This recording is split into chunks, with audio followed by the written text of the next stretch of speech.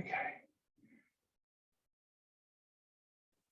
So just sitting comfortably, start with our usual bit of self massage, rubbing your hands together and a light tapping over your face.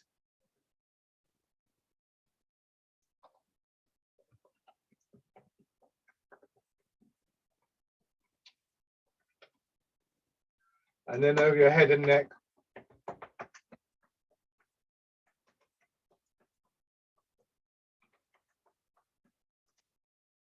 Down to one shoulder and arm.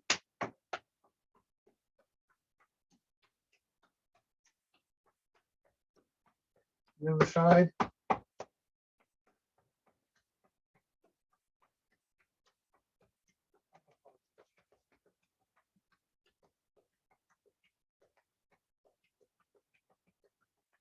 Belly.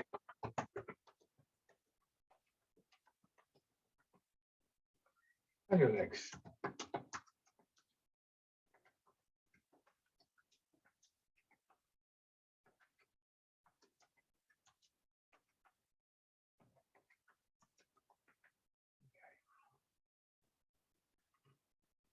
Sitting back. Your weight drop back into the chair.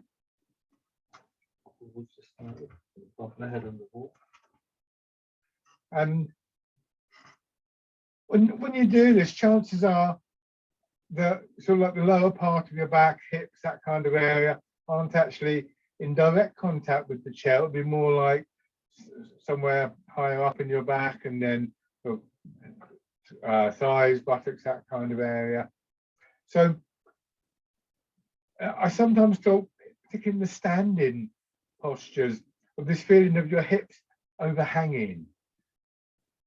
So there's a space below the hips that we want to let the hips have a feeling of dropping into. So particularly you can have your toes up a little bit. This is quite a good posture to begin that understanding that feeling. And sneeze.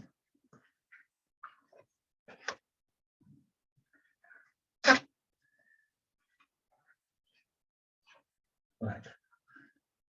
Where was I? Yes, overhanging. It's another example of certain feelings that we start to become aware of that can help to lead us in to the postures, the movements, and using our intent, sort of focusing our intent, if you like, through the memory of those feelings.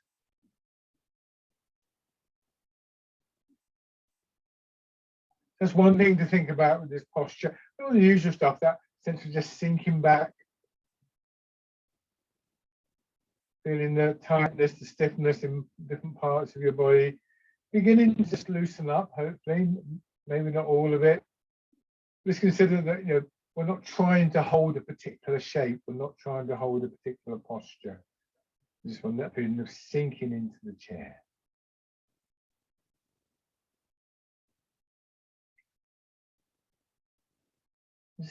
Just aware also of the rhythm, the quality of your breathing.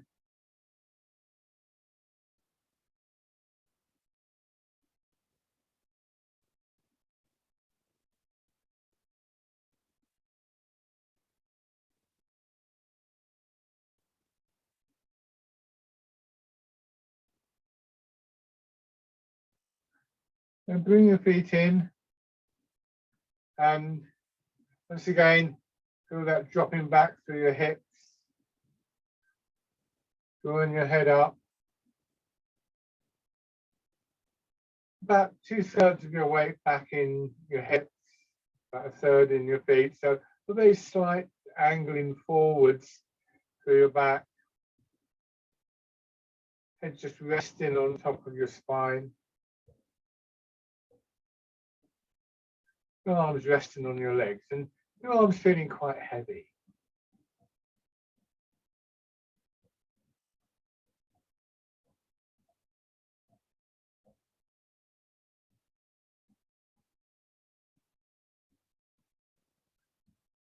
And then slowly begin to turn your head. Just a little bit from side to side to loosen up your neck muscles. with a very soft massaging quality to the movement. Just being careful not to put pressure on the blood vessels either side of your neck.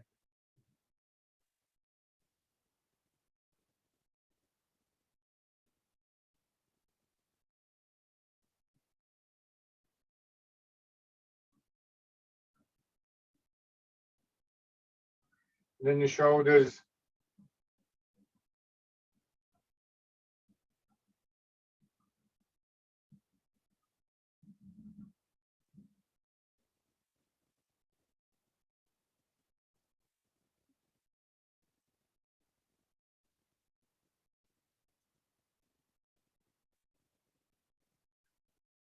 And going forwards.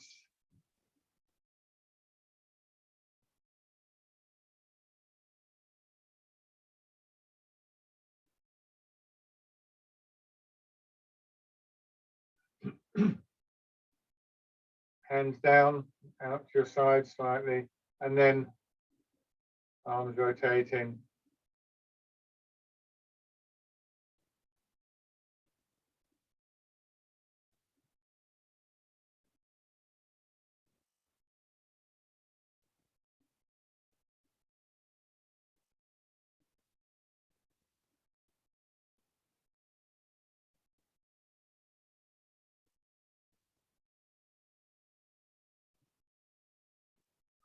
And then winding around a little bit higher up.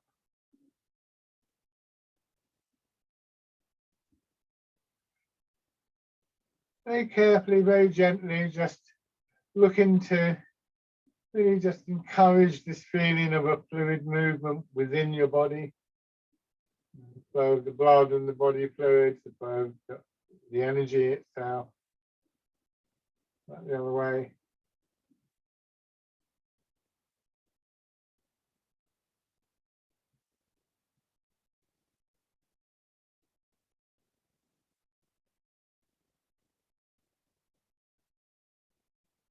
Rest your hands.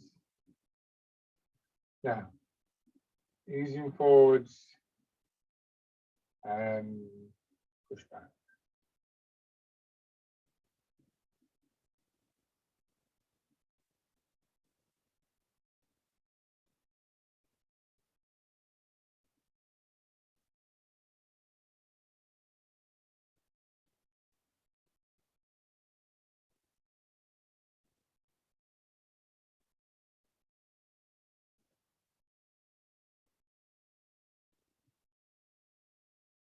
Feeling how you're using your legs in the first instance.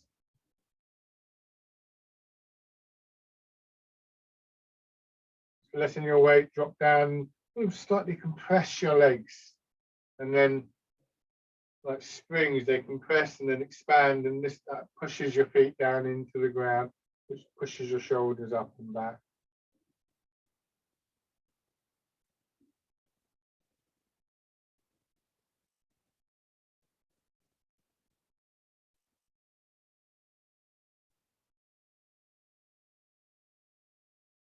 Then also become aware again of your hips and that slight pull on your hips. Imagine a line from each hip going up to your shoulder, above it. The line going from the tail of your spine right up through your spine to the crown of your head.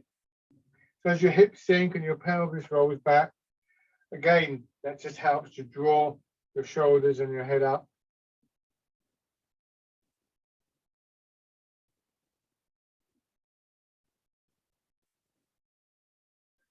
Each time you turn so that more of your weight goes into one leg, one foot.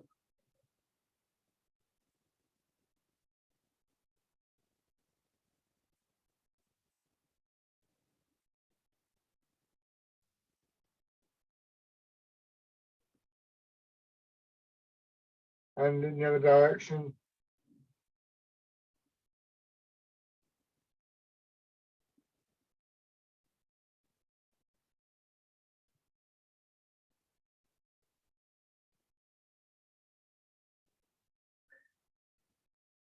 And then gently around. Nice smooth, fluid movement in your spine, in the whole area of your back.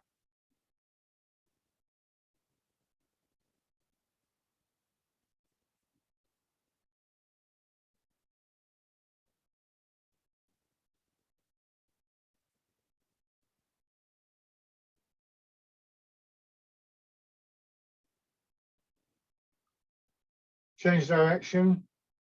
So you're using a combination of hips and feet to move your upper body. Sometimes there may be more emphasis on one or two of your feet, or maybe a foot and a hip, and so on.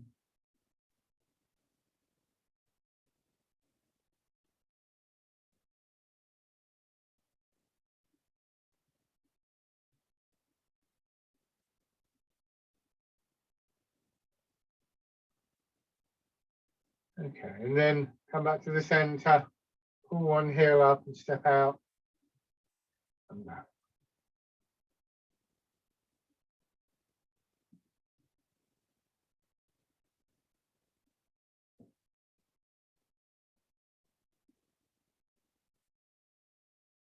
The other side.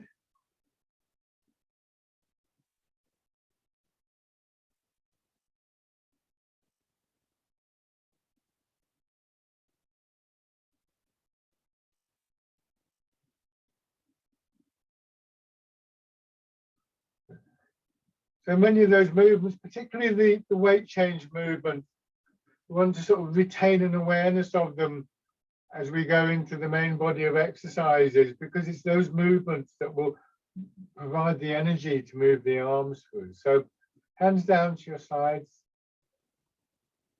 arms forwards, and bird folds its wings, tilting forwards and back.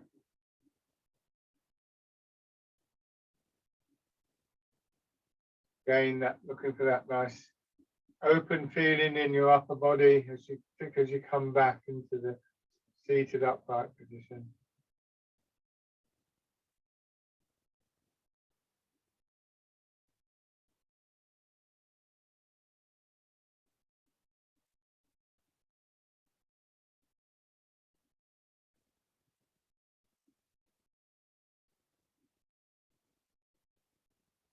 This time, from the forward position, change into Fisherman Cast net.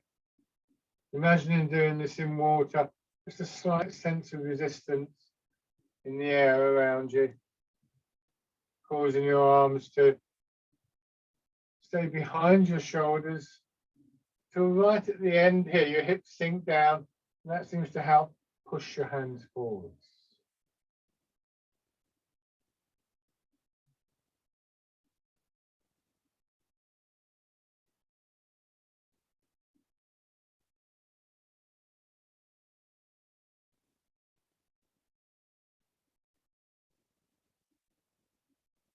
Fisherman Cast net.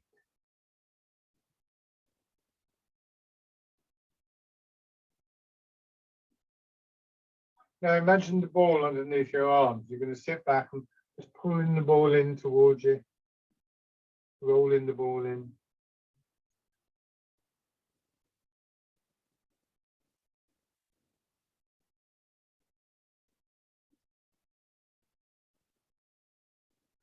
Your arms drop to their full length before you ease forwards.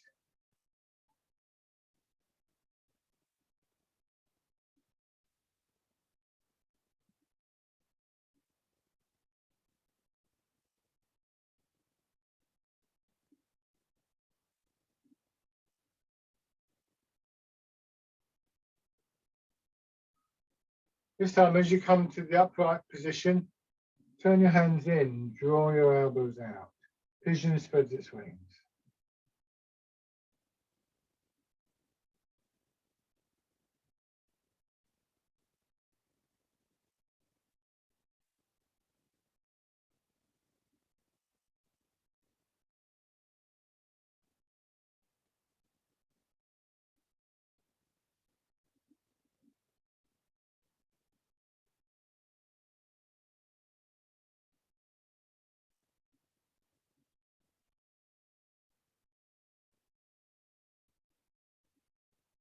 One more time, coming back. Drop your hands down and press forwards. Pushing a wave or pushing a boat. So either name engages a sort of rhythm in the movement.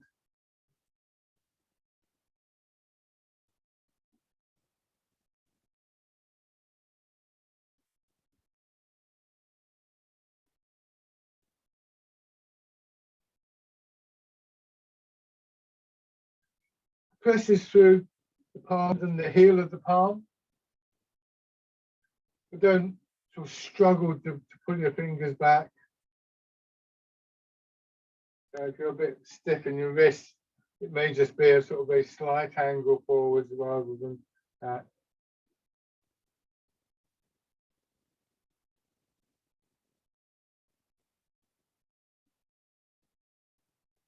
One more time.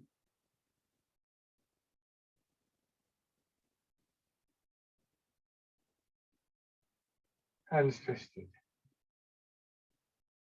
Going straight out from that point in front of the hips.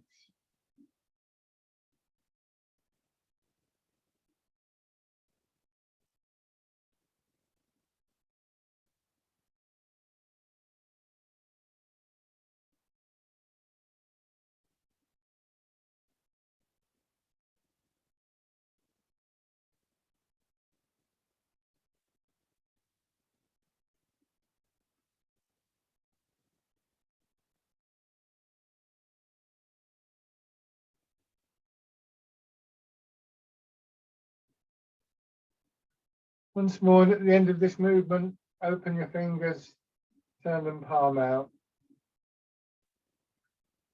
and wind back.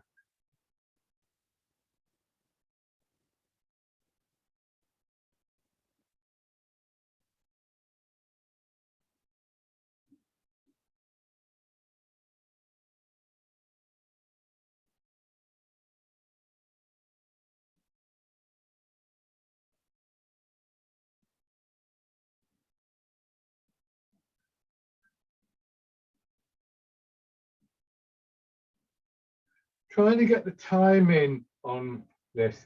Going forwards is straightforward. Your arm just extend out, but then when you come back, this hand, you want to arrive at the same time as you settle back in your hips, which I completely failed to do on that occasion because, of course, now I'm talking to you about it. But if you can get everything to sort of stop here, then start again. It's quite useful to focus on the timing, just to keep ourselves alert to the movement. Once more.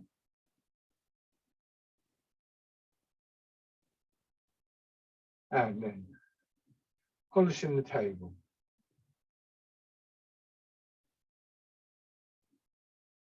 Nothing about timing, precision, apply to any of the movements.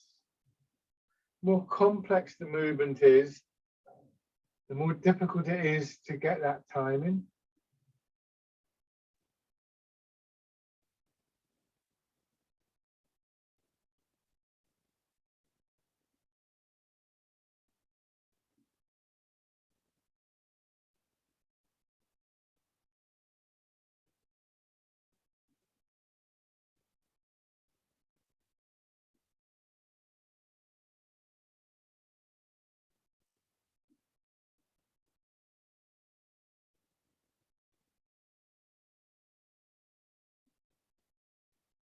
Now, one more time.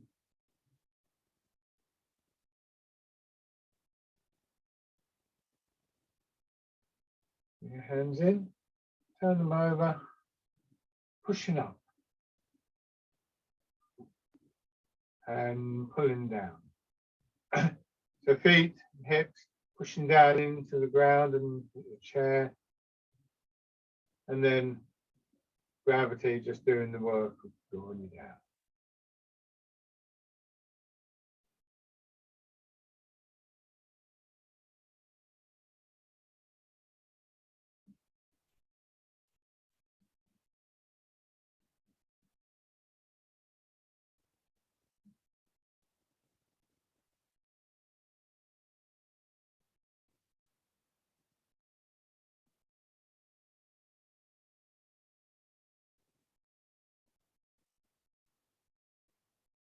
Change to the wild goose.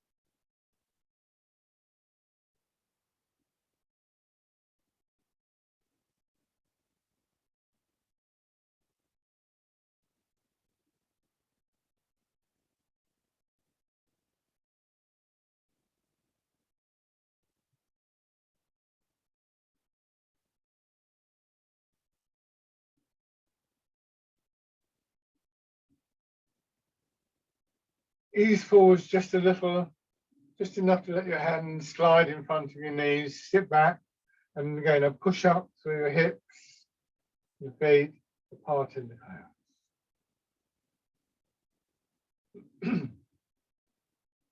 So feeling in hips and feet is almost like the feeling you get just at the beginning of standing up. Not a huge movement, not something you have to strain with, but that sense of just preparing yourself to push up.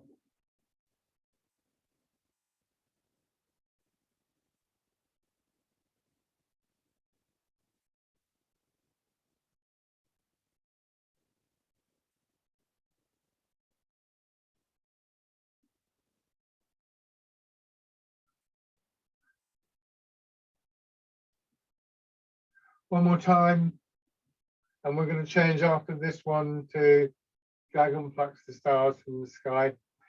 Maybe still aware of that little bit of a push up, which is really the initiation of these movements, whether they're seated or standing.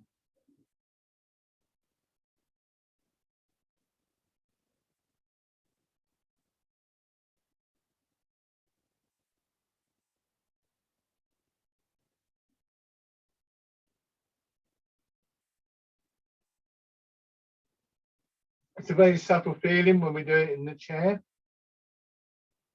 more so than when we're standing. It's sort of very obvious, but in many ways it's easier to sort of fake the movement in a chair, to miss out on details like connection with the lower body. But to do it well, it's a very subtle movement.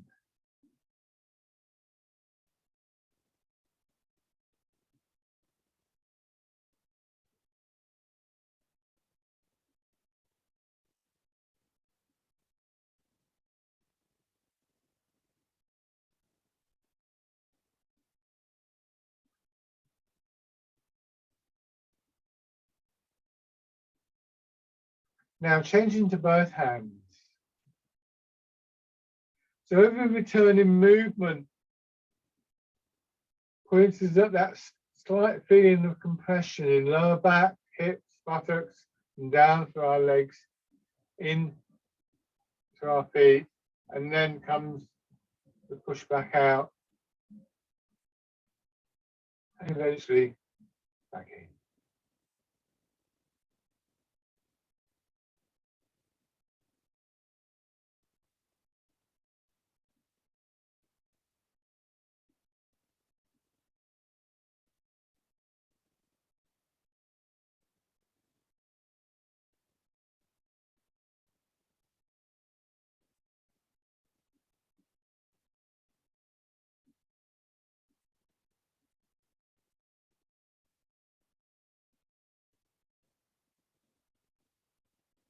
What's happening in your back, that gentle rhythm of expansion and contraction.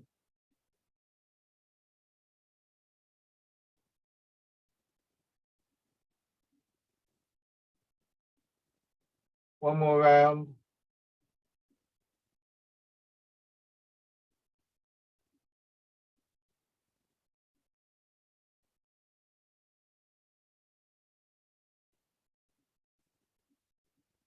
Scooping the sea and looking at the sky. Hips drop back, but your head and the shoulders and your arms going forwards. Maybe a slight gentle stretching through your calf muscles and the hamstrings.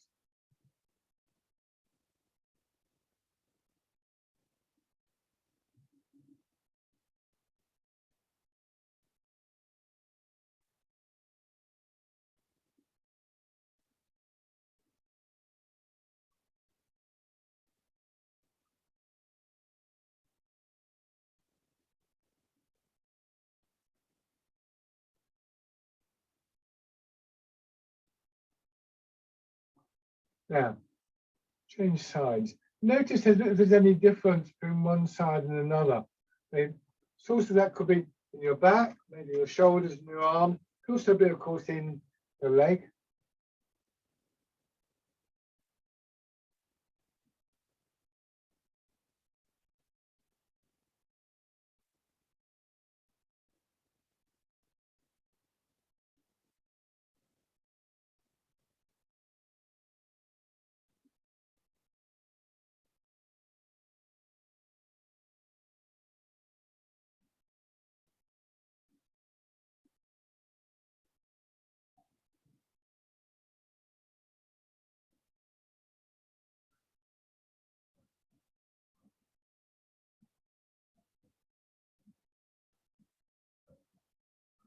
One more time.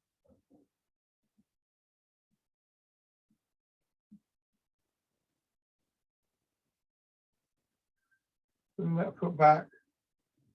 Put the other foot forwards again. This time, a hollow fist with your hand. Push forwards. Now feel the lengthening upwards through your spine. Drawing your hands over. Grasping the tiger's ears. So not so much of a sort of extension, the stretch in the back of the leg this time, a little bit, but more obviously upward in your back, as though somebody's just taken hold of your head very gently and drawn you up, but your hips, importantly, still staying back.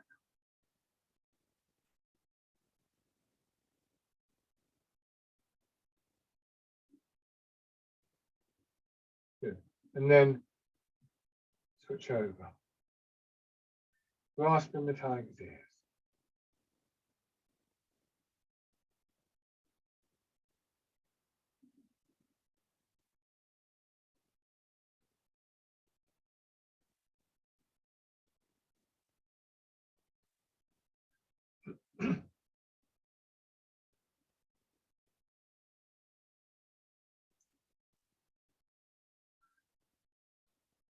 Now, bring this foot back and do the same movement in your body. Leave your arms down, move towards one foot and get that feeling about a lengthening through your spine on one side and then on the other.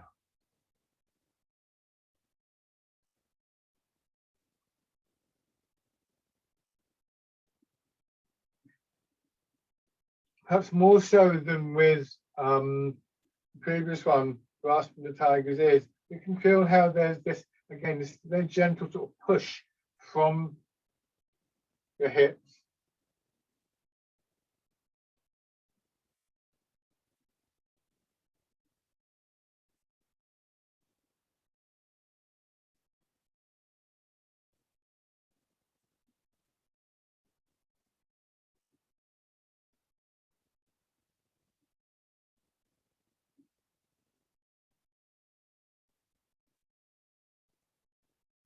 Hands in front of you.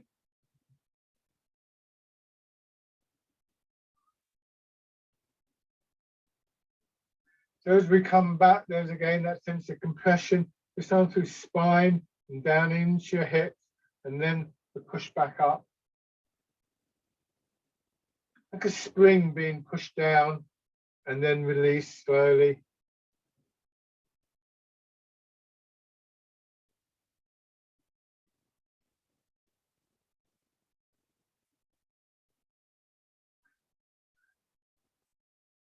Next time, we'll bring our arms back into the movement, this time one hand at a time. And as you come through, feel your shoulder coming around, that pushes on your elbow, your wrist, and your fingers, and that pushes your hand up. Hitting the ball in front of the shoulder. Come back to the middle, and then through on the other side. At the top of the movement here, both hands and arms rotate. So here, it's your right hand palm up, left hand palm down, but here they rotate and they come back. And ideally, you'll find that your hands are in a line when they get down in front of your belly, halfway through the movement.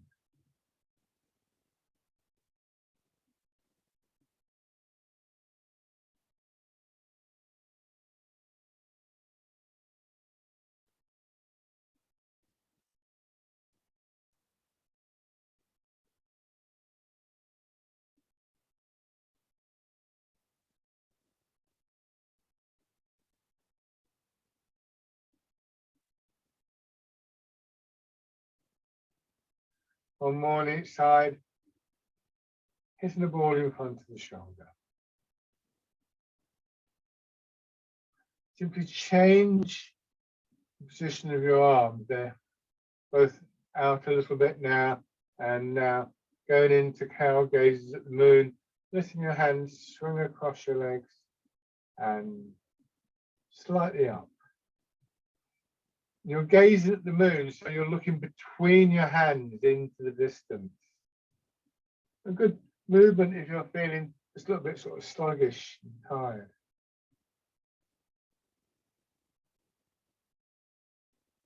Just see how far it's comfortable for you to swing around.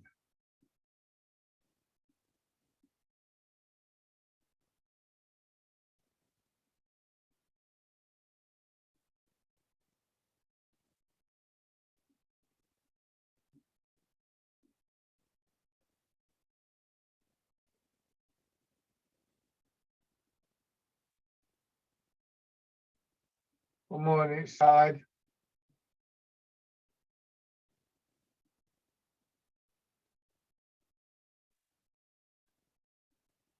Good. And just let your hands rest again for a moment. A couple of slow, gentle breaths.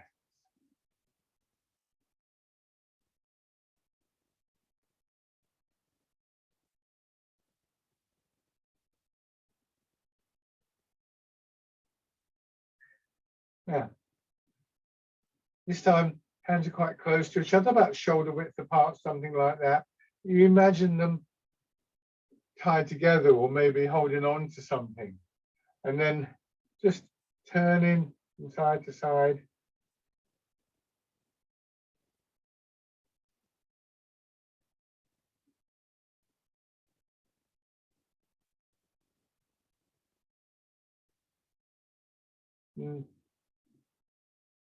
At the end of each swing, the hands rotate. So if you were doing this in water, it would always be the palms of your hands pressing against the water. When you get around here, see if you can turn a little bit further. Let your hips sink and just feel that push upwards a little bit stronger. Coming around and up. And this time, as you come down, come forwards a little bit and then back, drawing your hands into your hips. Hips, especially the left hip dropping down and then through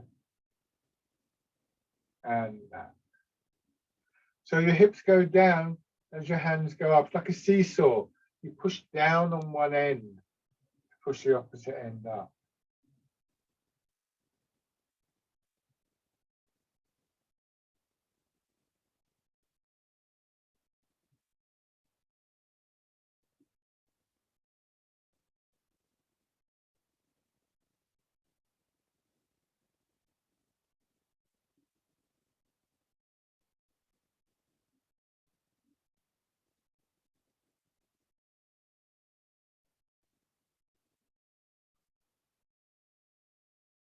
Let's do one more to each side.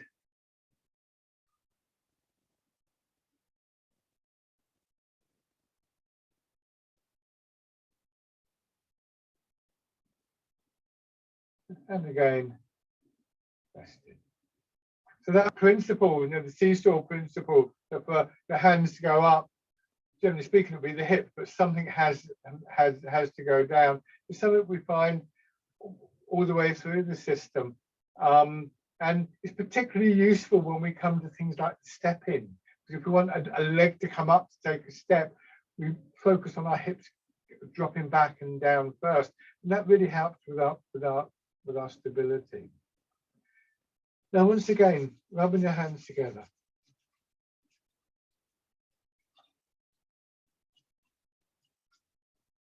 And tapping over your face.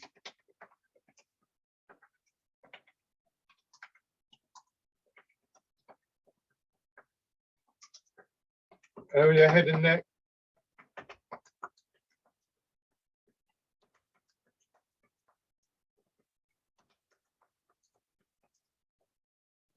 Down to one shoulder.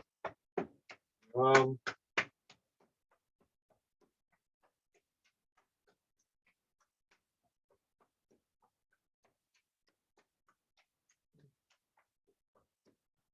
On the other side.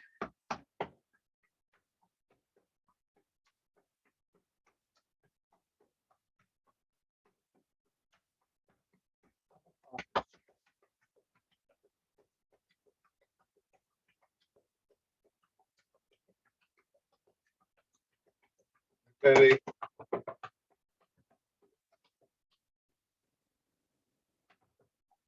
your legs.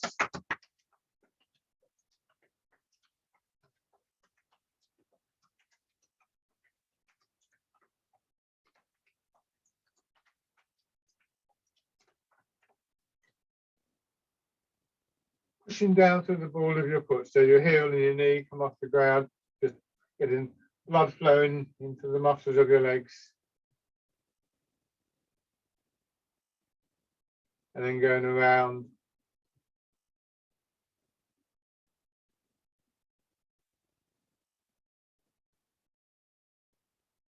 And back the other way.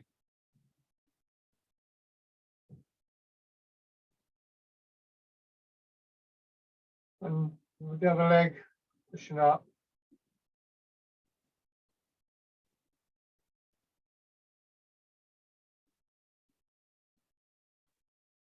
And around.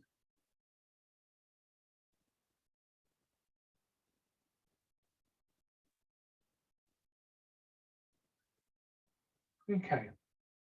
Just another moment to feel that feeling of your hips sinking back.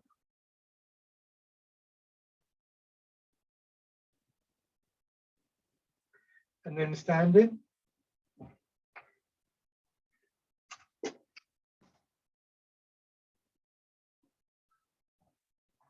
So feet hip width apart.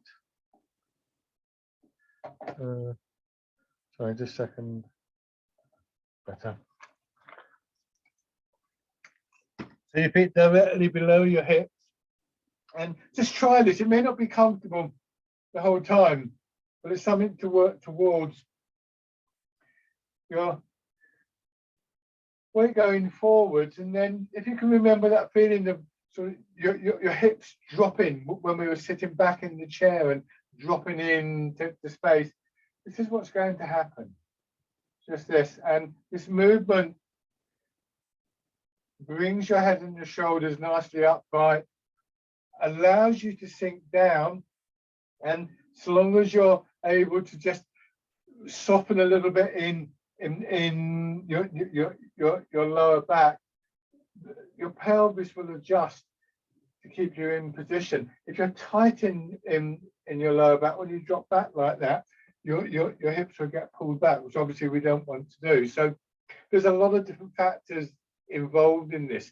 Remember, your pelvis has to adjust to keep you upright in different circumstances. Now, from this position, just let your hips sink back and down a little bit more and push up.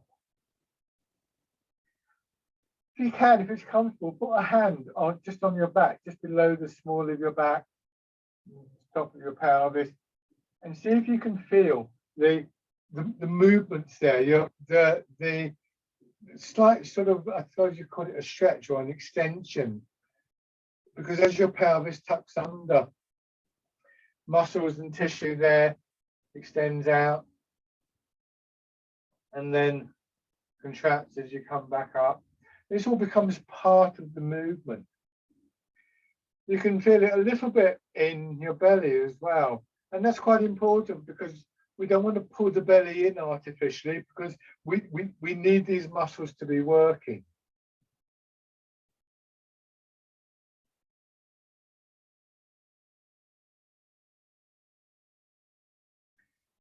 Hands on your hips.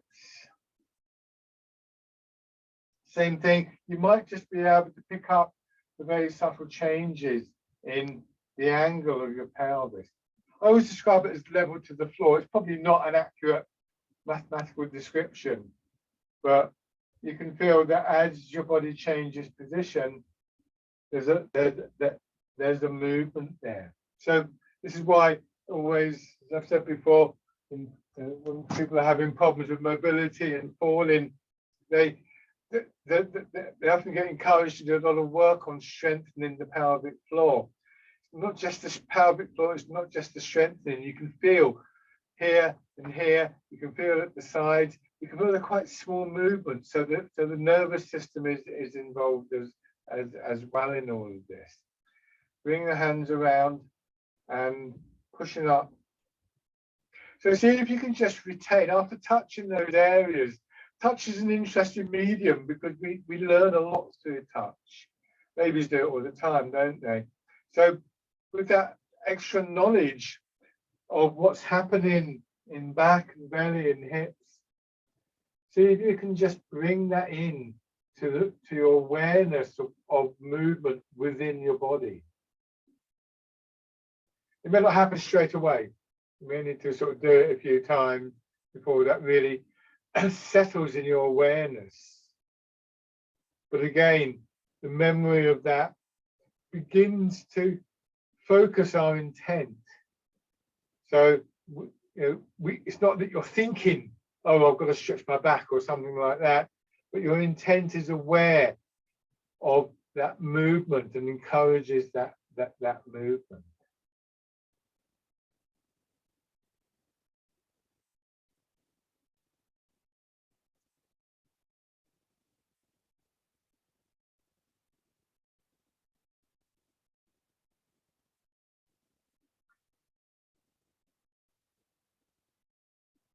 And then change into the wild goose.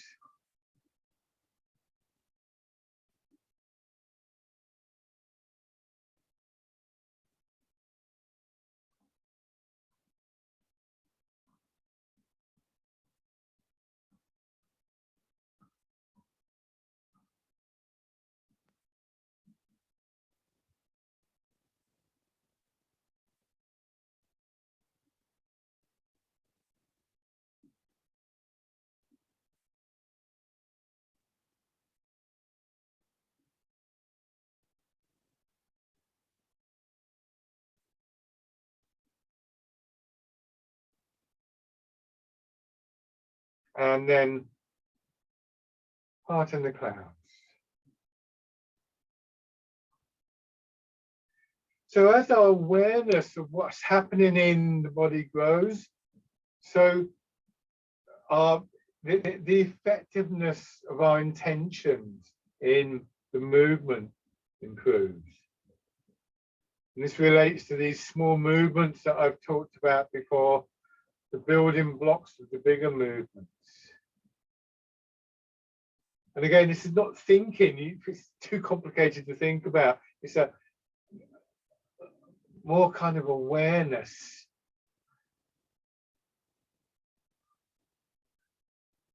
So it's related to what we might call the sixth sense or our intuition. Now, moving your weight from side to side, turning, and again, just placing your hands. Again, touch is a really interesting medium. If you can feel that movement, then it gets kind of recorded in your awareness.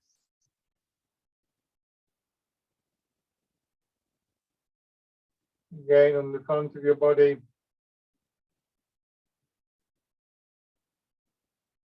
sides.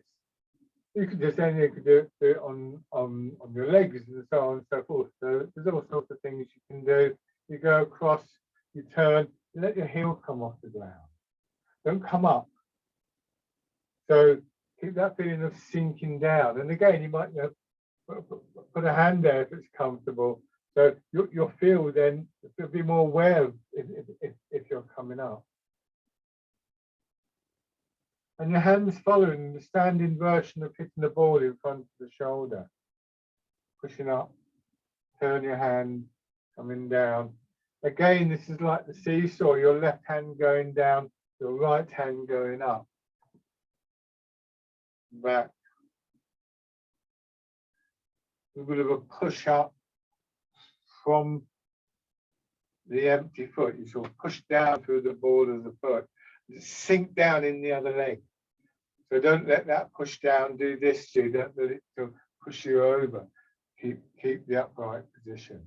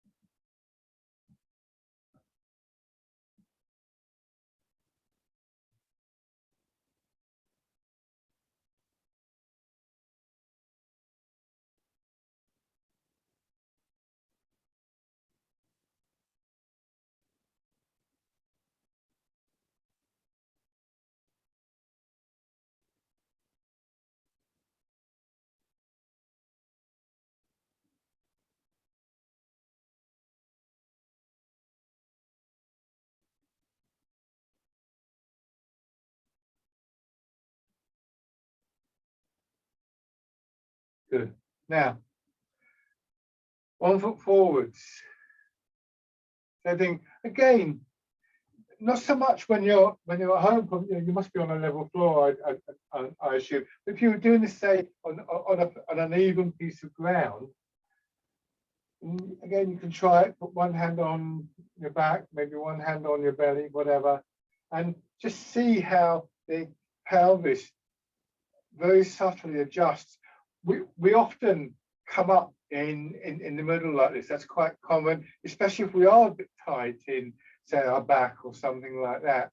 And again, these are very subtle movements.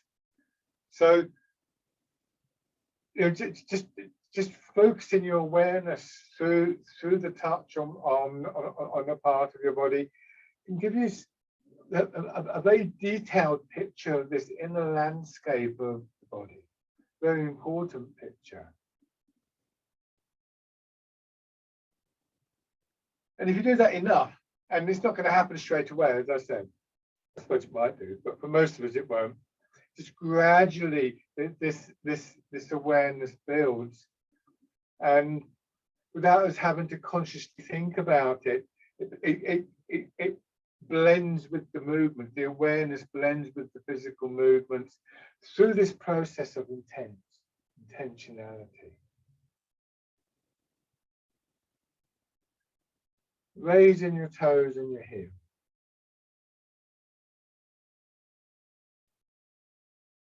So intent is the process by which something in our mind, or attention, or feeling, or something like that, translates to a physical response.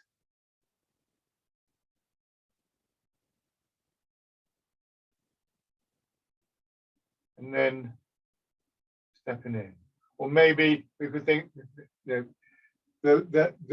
impulse that produces the physical response. The example I've been giving to people is, those times when you had every thought about, well, I'm going to go and tidy up that cupboard, and you find yourself sitting in the living room with a cup of tea and then watching the cricket or the tennis or something like that. It wasn't a conscious thought, it was just how it happened.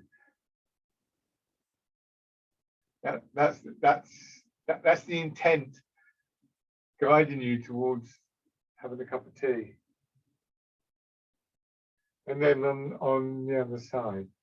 So in Tai Chi, one of the really important progressions, I think, is that we begin to be more aware and more able to make use of our intent.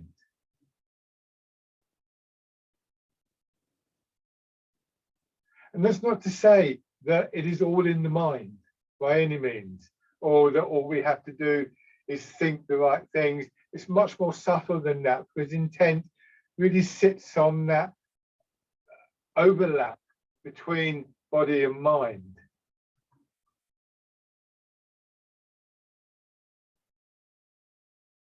So there may be, if you've got arthritis in your hip, if your hip is painful, doesn't matter how strong your intent is, you still have to deal with that.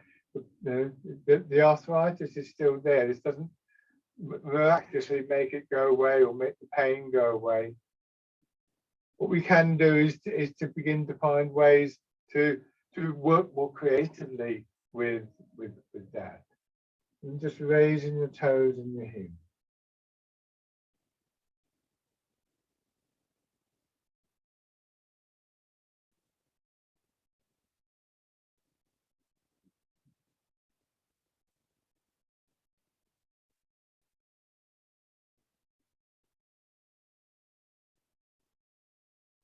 And then stepping in.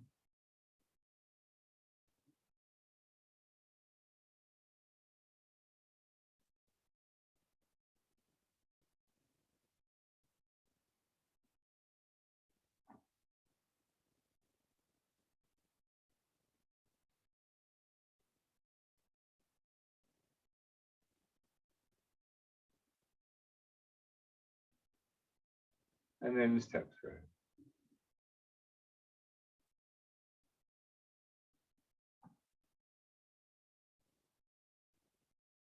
And in any case, your intent is not the same as thinking. It's not positive thinking. It's a much more subtle process than that. And to actually make use of the intent, it is actually quite an advanced discipline in Tai Chi. Go in the other direction.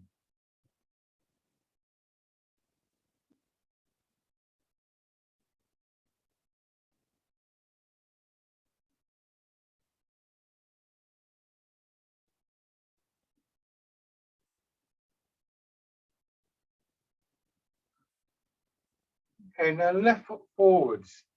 So you go forwards, you settle into the front leg, your hips start to drop back, you get that feeling of, again, the overhang, and then you feel your arms swinging forwards. Same thing going back, but a lot less obvious. So focus on the forward movement. Just get a sense for that wave-like movement flowing out through your body.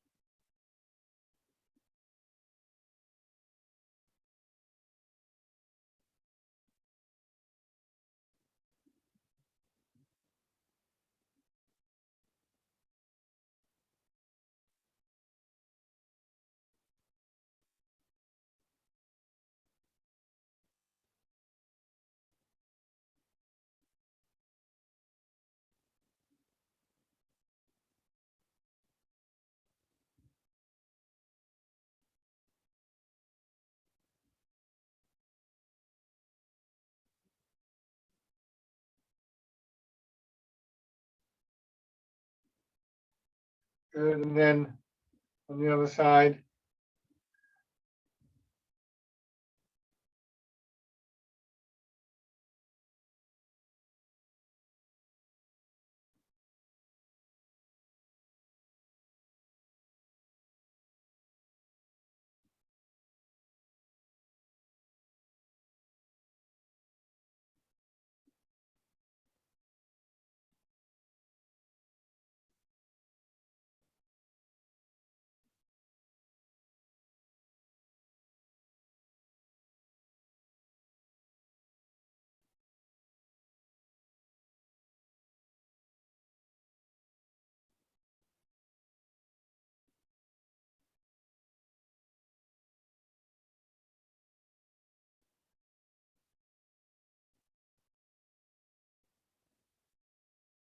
One more time.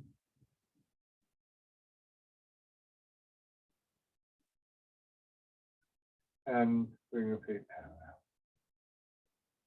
Shake out. Okay, go back to your chair.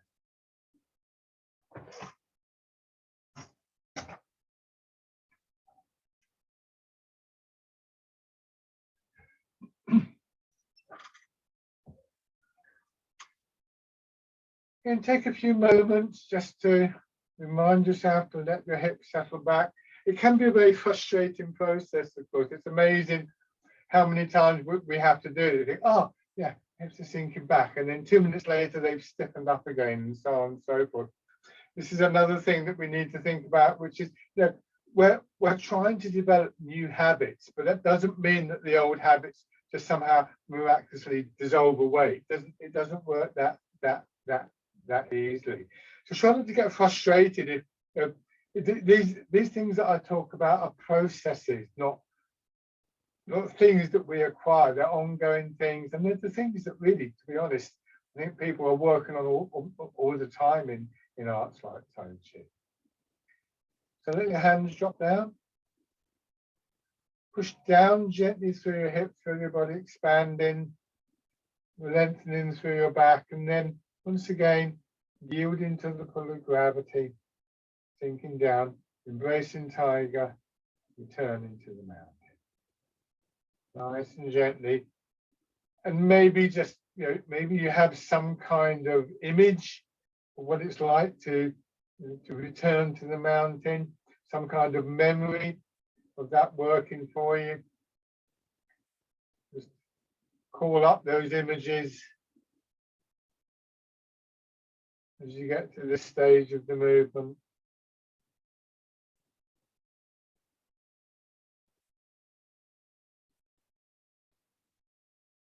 Easy and gently.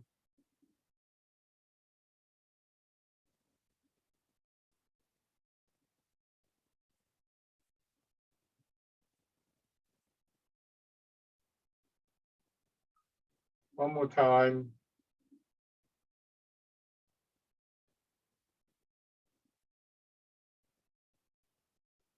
And rest.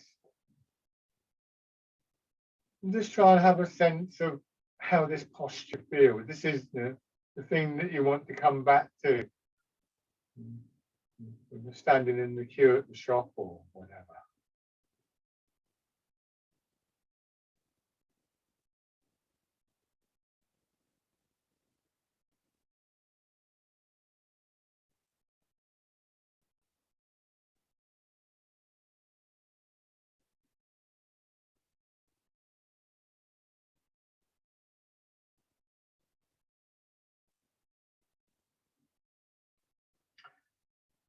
And just open your eyes.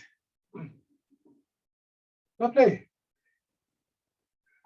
Well, thank you very much, everybody. So